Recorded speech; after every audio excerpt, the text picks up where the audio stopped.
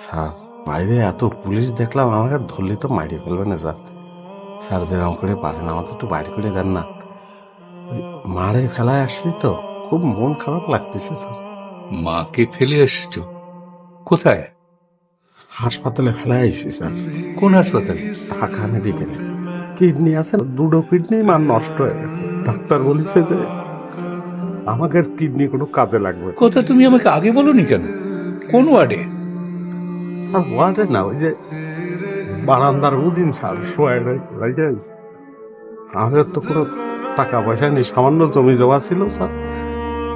তা ওই আমি বিদেশ যাবো সেই জন্যই স্যার ওই জমি বেচে দিছি। তো ওরা কিরম করে লেগে নিছে আমরা তো বুঝিনি। বাবার কবর ওই জমির মধ্যে চলে। মা বলেছিল যে তার কবরটা যেন বাবার কবরের পাশে দেওয়া।